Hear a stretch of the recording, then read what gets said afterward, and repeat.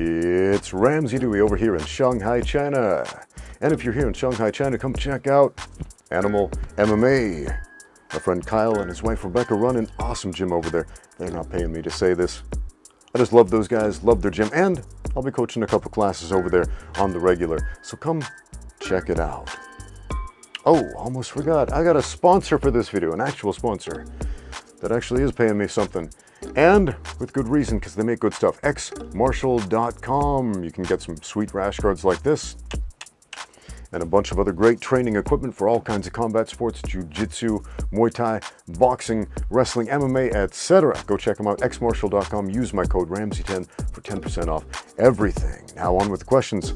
Sparky with 2 Y's says, hey Ramsey, what do you think of Fight Bible's suggestion of belts and ranks in MMA? Thanks. All right, the Fight Bible. Another shout out. I'm going to give a lot of shout outs in this video if you didn't catch on already. Joe and Brad over at the Fight Bible, we did a great podcast together. Go check that out. Maybe I'll put a link to that in the description below, as well as a link to their channel, the Fight Bible. They were doing a podcast where they were approached with this question. What about the idea of belt ranks, or at the very least ranks, in mixed martial arts? And I understand where Joe was coming from when he said this, and I will go in a different direction, but to reinstate, that's not the word I'm looking for, to rephrase, to paraphrase what Joe, that's it, paraphrase. To paraphrase what Joe was saying. He thinks it would be a good idea to systemize mixed martial arts. Joe is a guy who trains in the sport of mixed martial arts. He does not compete. A lot of people are in that same boat. I coach a lot of guys like that. A lot of folks come to my gym because they love the sport of mixed martial arts. They want to train for fun, fitness, personal development, self-defense, etc. But they have no interest in getting into a cage fight. They certainly don't want to make a career out of it. That's understandable. That's okay. I get that. If you're one of those guys, nothing wrong with that. Everything right with that. But at the same time, Joe looked at an example of, say, a Brazilian Jiu-Jitsu black belt. Somebody says, hey, I heard you train in Jiu-Jitsu. What rank are you? Oh, I'm a black belt. Ah, and people have an idea of what that means. Oh, what's your Jiu-Jitsu rank? Oh, I'm a purple belt. Okay, I see what that means. What's your rank? I'm a white belt. Oh, okay, you're just a beginner.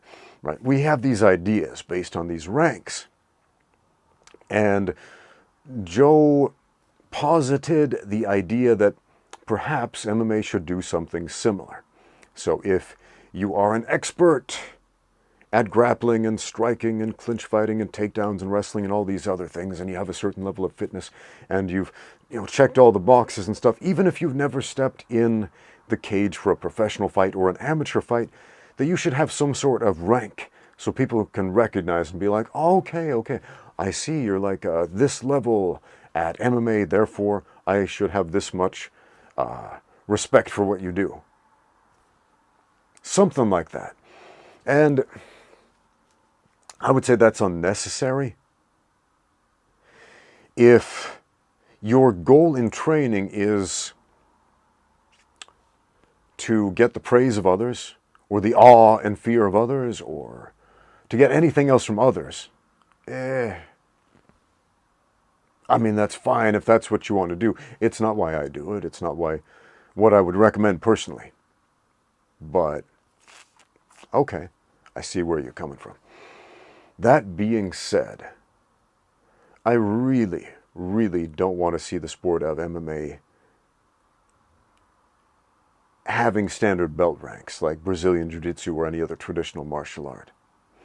I don't want to see it becoming standardized to that degree, which might seem like a contradiction of terms because I'm always telling people train specifically for the sport of mixed martial arts as opposed to training in boxing and wrestling and BJJ and Muay Thai and thinking that's all going to translate perfectly into this very importantly different sport of MMA. It's a different thing.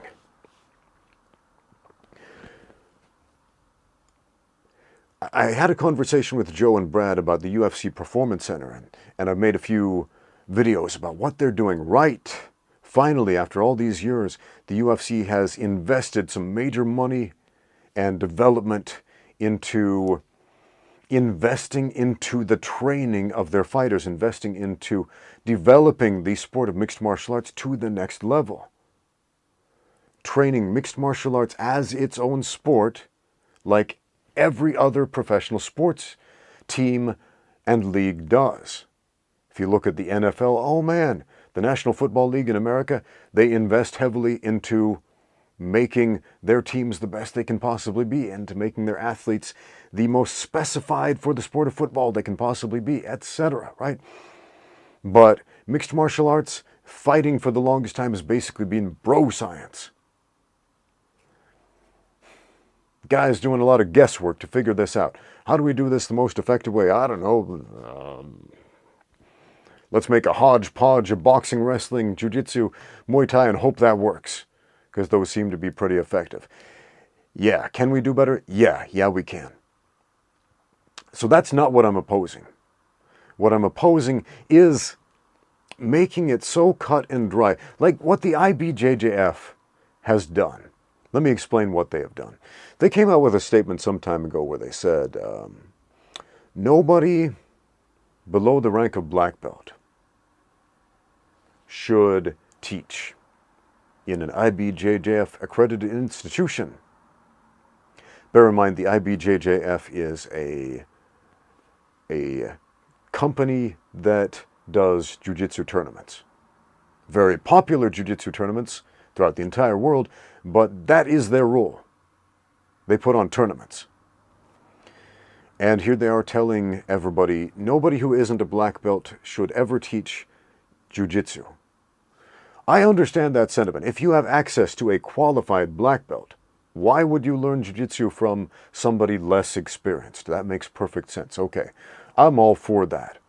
That being said, to say that anybody who does not have that rank is not capable of imparting wisdom and teaching and often doing it better than people who do have that rank, that's kind of silly. I mean, take YouTube, for example. Shout out to Jedi Does Jiu-Jitsu. You guys know that guy? Go check him out. Go show him some love. Go subscribe to his channel if you're interested in some really awesome breakdowns of jiu-jitsu technique, jiu-jitsu rules, etc. If you love Brazilian jiu-jitsu, go give him a listen. Jedi Does Jiu-Jitsu. Jedi is an interesting guy. He's a purple belt in Brazilian jiu-jitsu, the rank of purple belt. If you're not familiar with the ranks, white belt, then blue belt, then purple belt, then brown belt, then black belt, then all the degrees of black belt. So a purple belt is a very capable grappler. Purple belt has invested many years in general into the sport of Brazilian jiu-jitsu. Purple belt can be a very dangerous role for even a brown belt or a black belt. And many purple belts are just fantastic grapplers and absolute killers, regardless of who they're rolling with, and some of them are fantastic teachers. Now, if you look at Jedi Does Jiu-Jitsu, man, this guy has a wisdom that belies his apparent youth. I mean, this guy is really, really good at pedagogy. He's really good at breaking down technique and teaching it systematically in some ways that I have not seen from many, many black belt coaches. And if there was an institution in charge of jiu-jitsu saying, hey, this guy's just a purple belt, you can't listen to him. You can't show this on YouTube because he's just a purple belt. Man, that would be doing the internet a great disservice. I mean, this is one of those guys, he is going to be a black belt sooner rather than later. I mean, he's going after it. He's going to get that rank eventually. They're going to give it to him if he keeps doing what he's doing.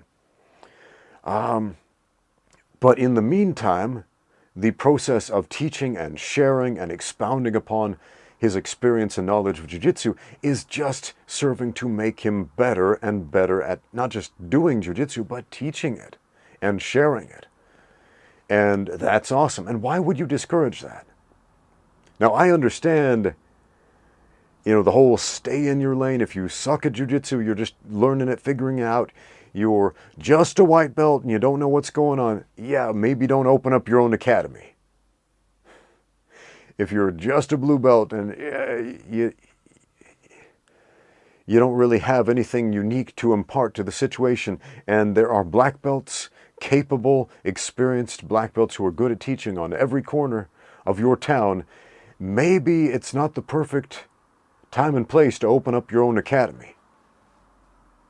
But that being said, somebody comes up to you and says, hey, I noticed you did this technique while we were rolling, and I don't know how to do that, and that was really cool. Can you show me? And then you say, I'm sorry, the IBJJF says I have to be a black belt before I can show you that technique, so you're out of luck. That's just silly. Mixed martial arts, going back to mixed martial arts, it is such a dynamic sport, and there's so much that is yet unknown and untapped. It would be silly to try to put a cork on it right now. And systemizing the sport, turning it into a whole belt rank system, would be trying to put a cap on it right now. Man, there was a Superman comic book, a whole series of Superman comic books about Superman and one of his nemesis, Brainiac. DC comic nerds would know who that is. Brainiac is an interesting character because he's a guy who's able to challenge Superman both physically and mentally. And, he's one of Superman's most dangerous foes. It's hard to write Superman comics because when a guy's virtually indestructible, it's hard to give him a challenge. But yeah, Brainiac's a great villain. Why do I bring him up?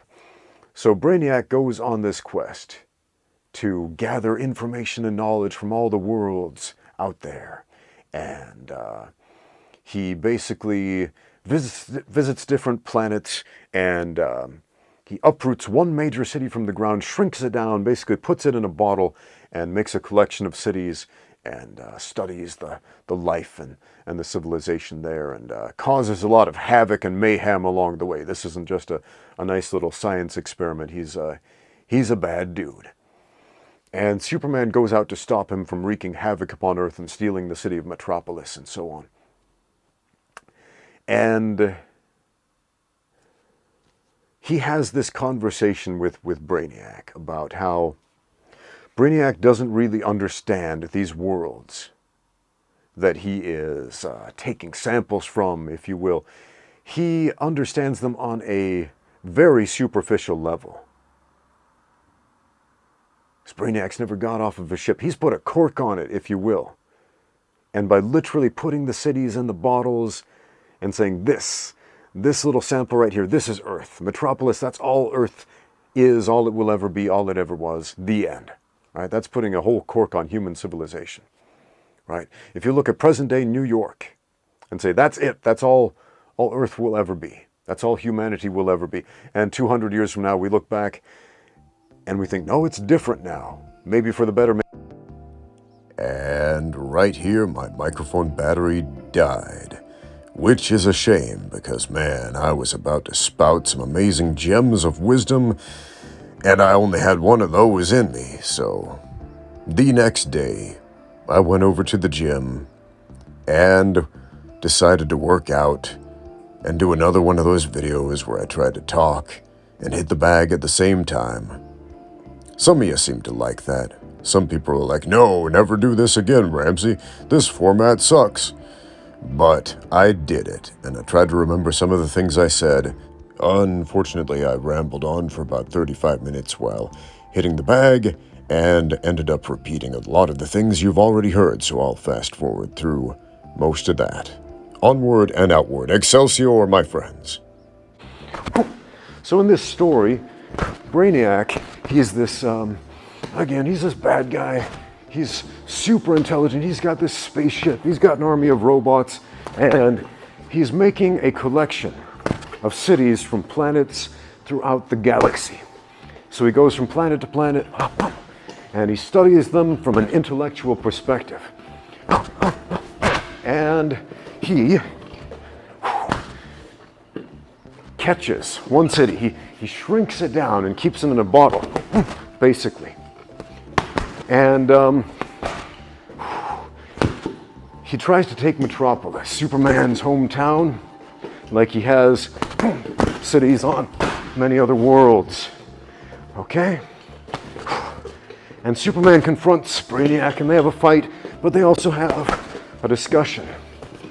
And Superman basically tells Brainiac, you don't understand Metropolis, you don't understand Earth, you don't understand these worlds like you think you do. You've never been off this ship. And of course Brainiac has this whole monologue about how he's this superior intellect or whatever. But then what does Superman do? He smashes through the side of the ship, Brainiac in tow, crash lands on Earth with the villain, and they begin to fight in a swamp. And Brainiac gets mud on him for the first time. And this guy, he's got super senses just like Superman, so he can see every little detail. He's got super hearing, just like Superman. He can hear every little detail. And he is exposed for the very first time to all of these nitty-gritty details about nature, about this world he's been trying to study and collect, if you will. And a shocking truth is revealed. He doesn't really know anything about it. And it is absolutely overwhelming. And so he asks Superman, how do you live with this? And what does Superman say? He says something that I absolutely love in this story. Not just that I've learned to deal with it, but rather this is my home and this is what gives me strength. That's a beautiful line. Now what does that have to do with belt ranks in MMA? Okay.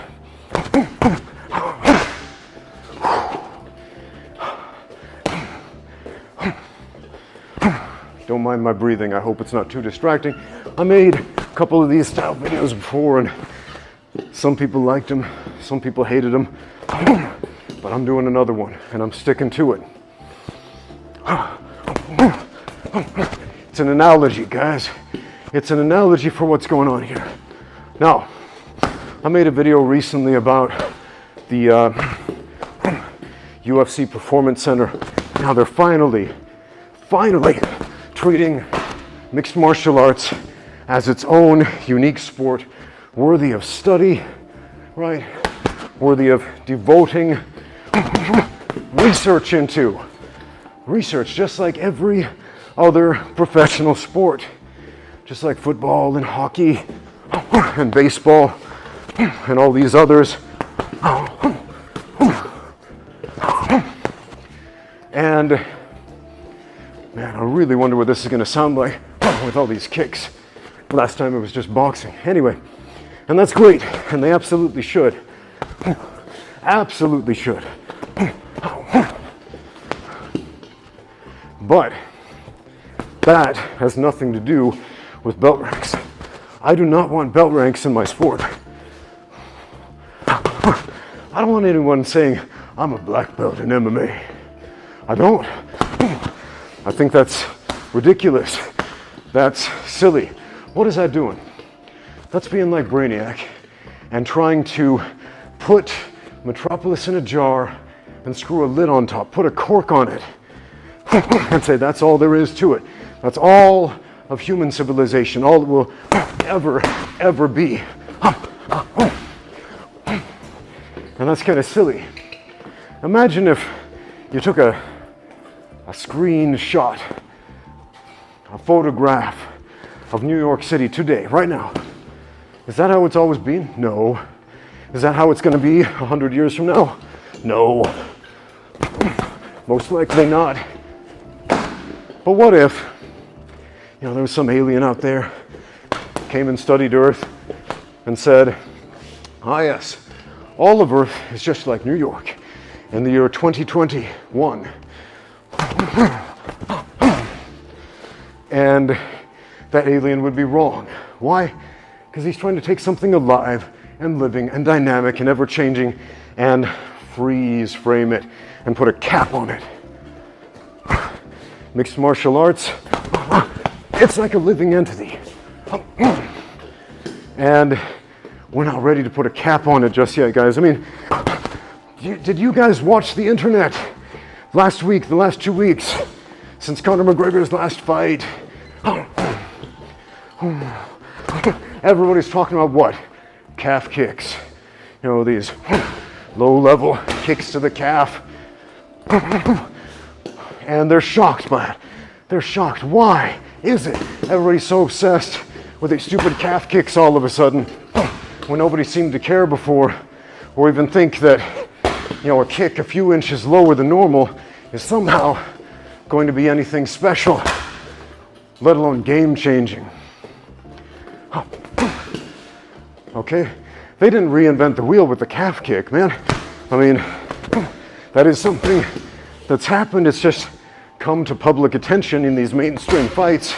Everybody's going nuts about calf kicks. All right, now that's just one tiny little thing. One tiny, tiny little thing. How much else is there untapped in the sport of mixed martial arts? What if we put a cap on it before anybody started even thinking about calf kicks? What if we standardized it? Then what would MMA be? It would be a traditional martial art. Why? Traditional martial art means you follow a tradition. You follow a set curriculum.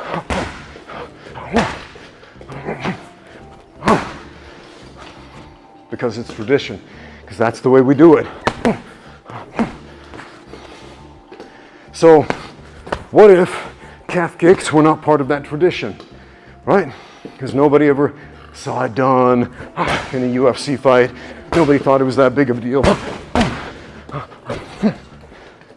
And so it just wasn't studied. It wasn't taught. And you could get a black belt in MMA being completely ignorant about the calf kick. Or what about that thing I just did, the oblique kick, right? That's been around forever, but it wasn't really in the public consciousness as far as the sport of MMA goes until John Jones started doing it. Then everybody started saying, hey, John Jones, the oblique kick. Chassé frontal bas, or whatever you call it in French, in savate. And that kind of changed the game a little bit. Now, again, nobody reinvented the wheel. What they're doing is employing non-traditional strategies, non-traditional game plans, stepping outside the box, taking the cap off, if you will.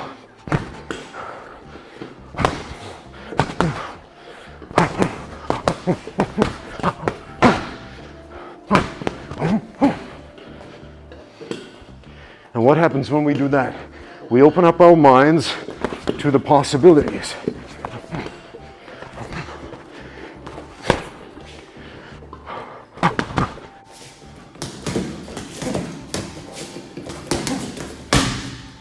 Let's get back on track here. So, what does that have to do with belt ranks in mixed martial arts? Why do we need that? To make you feel good about yourself? For validation? For pride?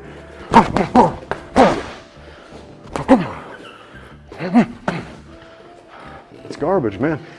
I just said garbage, man. That's absolute garbage.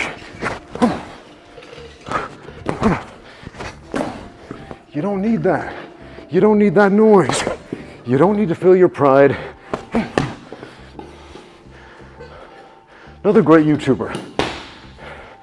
You know, he had this great moment in the sun for a while, and then people just sort of lost interest because his journey took him in a slightly different direction than what most people seem to want it to. Rokas from Martial Arts Journey. I love this dude, man. We did this podcast together. Go give it a listen. Talked about some fascinating subjects he brought up.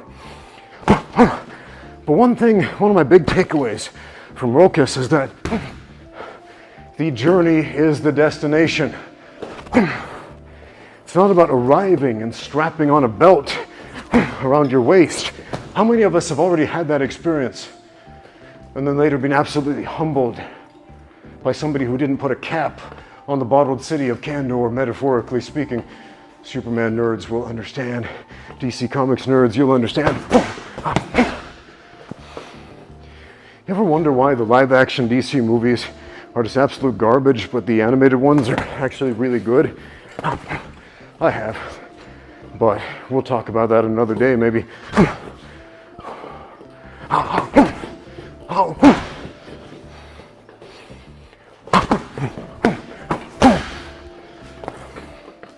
Yeah.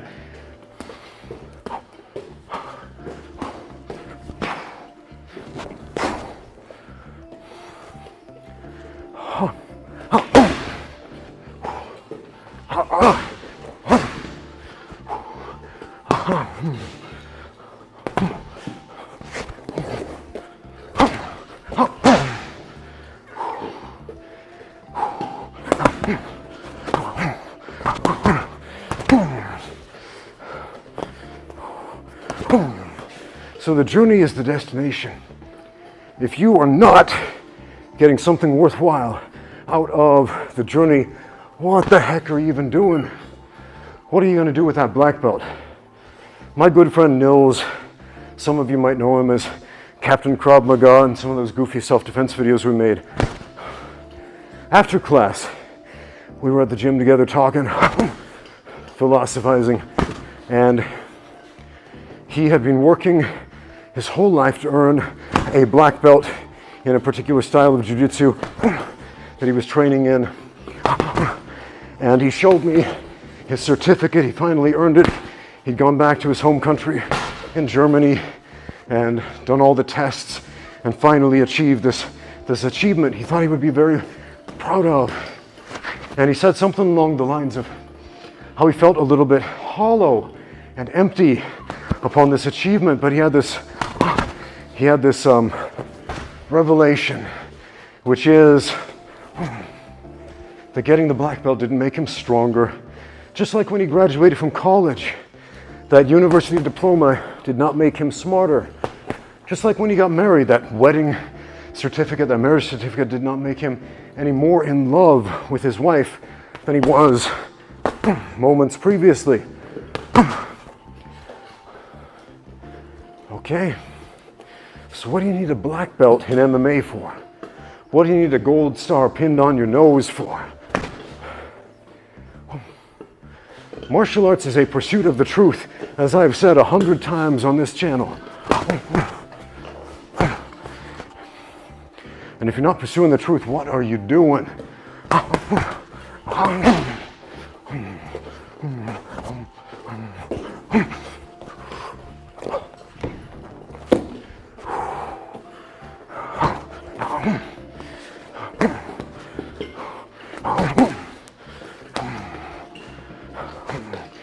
Either you can fight or you can't. Yet, operative word being yet.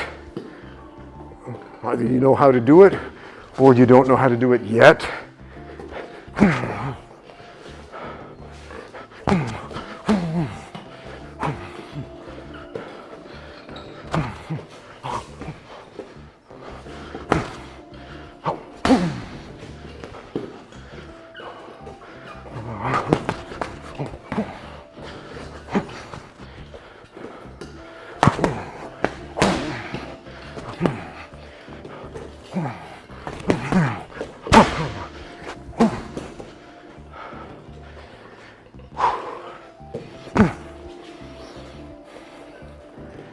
Man, I got a lot more to say about this, but I am getting distracted by this workout.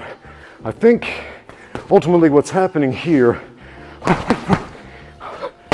is I'm getting a half measure workout and giving you guys a half measure response. So I'm going to go back home and I'm going to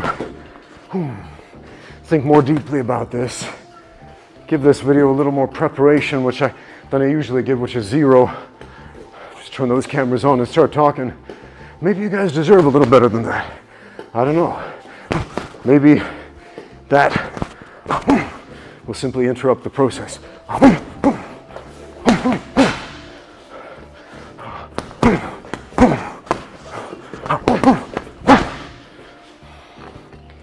In the meantime, thank you for watching.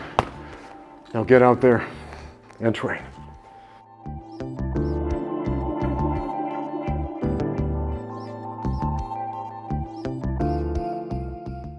Hey fella, looks like you could use a rash guard. What for, you say?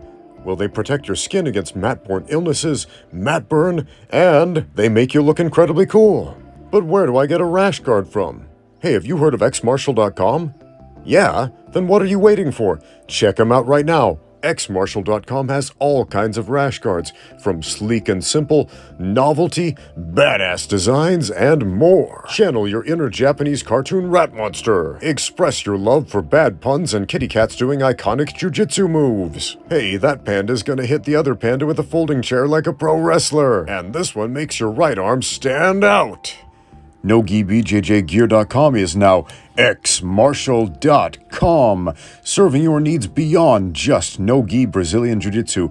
Now, find brand new equipment for mixed martial arts, kickboxing, Muay Thai, wrestling, and more at xmartial.com. As always, use my code Ramsey10 for 10% off everything on the website. Once again, that's xmartial.com. Rash guards, spats, shorts, and more. Links and discount codes in the description below.